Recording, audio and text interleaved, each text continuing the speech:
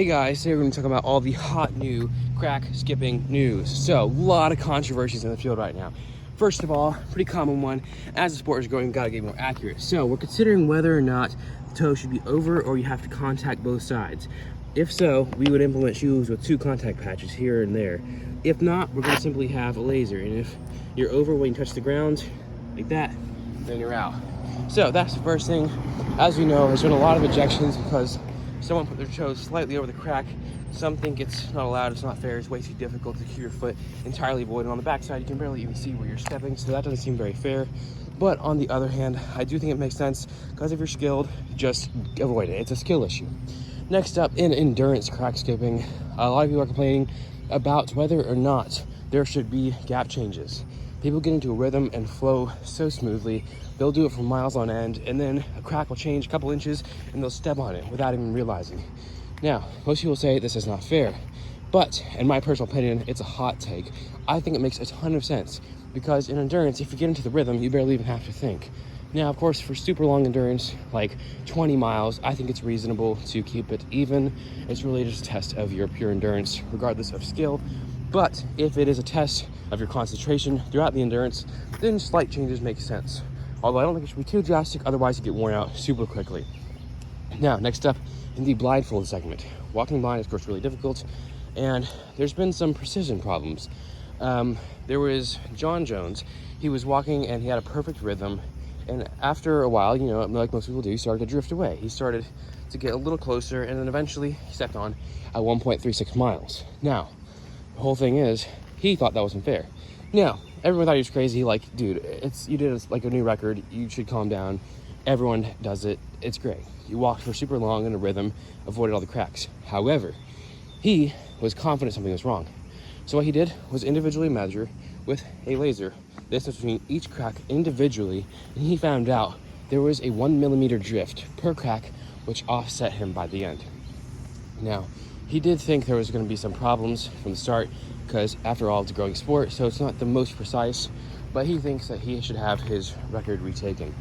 Now, I do think I agree with him, but if the gap is consistent, do you think that can make sense?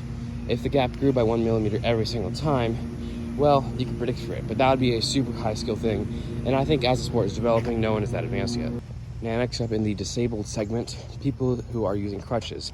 They're considering whether or not crutches count when they put on the line. I think everyone agrees that it should count as a touch, as if you do it here, you could very easily step over it every single time, and it would not be difficult. Now, of course, there is still skill involved. It is similar to walking normally, but you can do a lot of skips. Now, they are pretty obvious, because of course, obviousness matters. Now it's a controversy too, style points, you know, how obvious really was it, and it's a subjective grading. So there's going to be more rule books and standardization soon, so hopefully there's going to be more fair gradings, no controversies over that. But I do think you could skip a lot more using crutches, and of course you walk more staggered, so you can get away with a lot more uneven, you know, clearly obviously avoiding steps.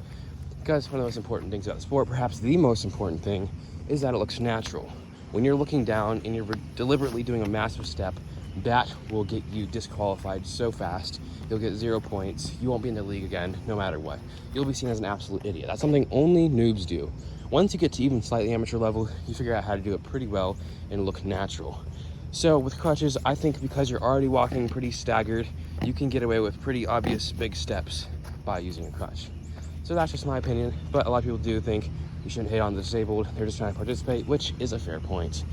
Now, next up, the other disabled segment, the wheelchair segment. This is a new one coming in, it's being developed, and the league does not know really how to do it, because of course there's cracks. They're thinking about a sort of side-to-side thing, which I think is somewhat reasonable, but I also had another proposition. Now, call me crazy, but I think what you should do is, if the wheel is touching the crack while your hand is on it, you should be disqualified, or you should lose points. Now, it makes it kind of easy because you have to roll, and then you can let go and just cruise over a bunch of cracks. However, if you're cruising really fast, put your hand on it at the wrong time because you're going so fast you can screw up. That's just my idea. I know it's kind of weird, but I don't think a wheelchair segment should be in here anyways. It's all about stepping over cracks, and I think putting in wheelchairs, even though it's inclusive, kind of ruins the sport. Next up, in the free roam and freestyle segments typically performed on pavement modes like this, the size of cracks is being determined. There have been some people who say they stepped on like a really long, super thin crack. Like that one I'd say counts as a crack. But people will go and say like that little thin one right there, you can barely see, counts as a crack, and it's long.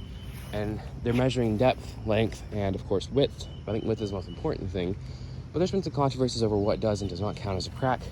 So there's been some eliminations and some successes. Thankfully, all the awards right now are super cheap. So, no one's giving $1 million out because of a false grading. But there will have to be some refinements as it's not perfectly established. Next up, we have the off-road segment. Now, everyone finds it crazy when they hear about the off-road segment of the crack skippers, because this one is wild and it changes each time. Sort of like rally. After one person goes by, it's a different course. So it is pretty rough, it's brutal, and just like rally, only the best of the best can compete in it, and it is really nothing similar to it. But when the artificial cracks are set up, they can be moved when stepped over. So they'll draw cracks in the dirt, and you'll have to avoid those. Now, fully natural cracks, those are rare to come by, although there are some extremes. I think most people are aware of the extreme sport. This one's not really even related to the division of crack stepping. It's more of its own segment that's just similar, and that would be boulder jumping. Skipping across rocks in the water is already very difficult, and trying to avoid cracks as we do so is tough. Now, just like in rock climbing, people think you should not alter the rocks. Sometimes they're going out to perfectly smooth rocks and putting cracks in them for the sport. Now, the people who don't like crack skipping and just want to do rock jumping are saying they're ruining their rocks. People who like the scenery are saying you're ruining the rocks. So there's a lot of controversy over that, and I do side with the ones who say keep the rocks natural. Trying to break apart the rocks to get your own route to make it something more suited for you is pretty lame. Next up, there's also been some doping problems. Not just natural, but with the rocks. First natural, of course, people are taking timing devices, putting them in their brains, and they're timing their steps so they walk more naturally. And this, of course, is not allowed. They're not even using the brain, basically turning themselves into a robot, and that's no fun. We don't want robots to take this over, otherwise that would be a super lame sport. Second, doping the cracks. They're going in beforehand at night past security and filling some cracks in the freestyles to make it like there's never a crack in the first place. So we're having to get higher security and also take images of the cracks before and after to make sure they're not stepping on any. Next up, as mentioned earlier briefly, style points. Some people are getting graded super high with a quick little foot switch. Others are doing like full-on 360s as they get over a crack, and they're getting no style points for that. So we're setting up rule books for what style counts. Next up, we have tall and short people. Now, they say there's a lot of discrimination. There should be different leagues because their leg sizes are different. I think it makes sense if they're the same, because a shorter gait gives you a lot, honestly, of an advantage, but large steps are very obvious. So, and then tall people, they can kind of skip everything over.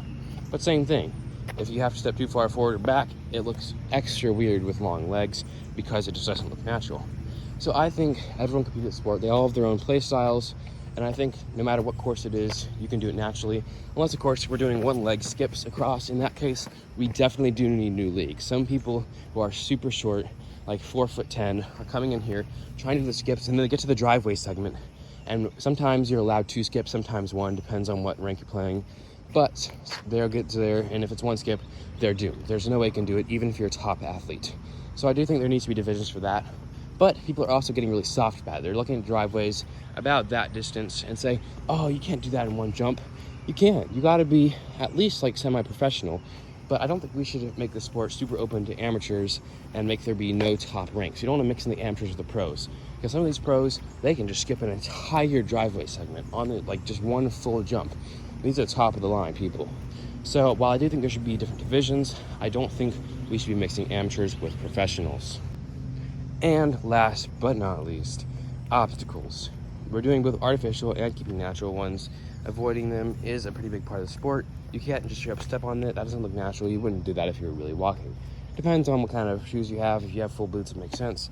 But again, shoe divisions, that's something we're working out right now. Whether or not you're allowed to use full boots and walk over anything, or there should be a barefoot league. I personally think there shouldn't, because some of the people in this league just like watching people walk with their feet. So, we got to keep those people out of the league. And I think it really adds spice to it. When it's a perfectly smooth road, you can just walk. You can walk with your eyes completely up. When there's obstacles that are also dark, you have to make sure you're not walking on those, which adds a little bit of extra skill to it. And also, it gives you a chance to evade. If you're an amateur and you're about to misstep something, For instance, right here, you're about to step here and clearly step on that. Big mistake. But if you're on the right side, you can transfer over, which shortens your distance. So you see that, you walk here, you get to do shorter steps and get across. And these kind of techniques, especially the more obstacles there are, give really interesting ways to slow yourself down and speed yourself up. For instance, one time, I think greatest movie you've ever seen in the sport, someone actually heard a noise. And this was completely natural. Out of the blue, there was a noise. He stopped and he was about to step on the crack. He looked around at the noise and kept going, which was a beautiful evasion. He did, of course, win that round. And I think this kind of thing really just makes the sport super fun. Although I don't want it to get artificial. I don't want them to play sounds at random intervals and implement obstacles in very clear spot for handicaps. I think it should still be made difficult, sort of like rock climbing. There should be problems involved, but it shouldn't be like go here, here, here. There should be some problem solving involved here. So yeah, that's pretty much all of the news and controversies involved with the Crack Skipping League. I personally am developing. I'm not a pro yet, of course, but I can walk pretty well. For instance, right now, I'm not looking. I am doing this while looking at the sky. And as far as I can tell, I'm avoiding them really well. I'm not looking like entirely at the sky, of course. I'm more looking about 90 degrees up, maybe a little more than that. But I'm skipping these cracks really nicely. Now, of course, this is a pretty easy course, relatively evenly spaced without obstacles. And that's where I sit in the amateur league. That'd be more of an endurance thing for the pros. But I do enjoy it. It is certainly a fun sport. I think more people partake. There is, of course, the ongoing thing, it'll ever end, whether or not it is nice to break people's spines if someone loses. But, you know, that's just something you have to deal with for the sport. So we apologize to all the mothers out there, but the sport must go on. Crack skippers,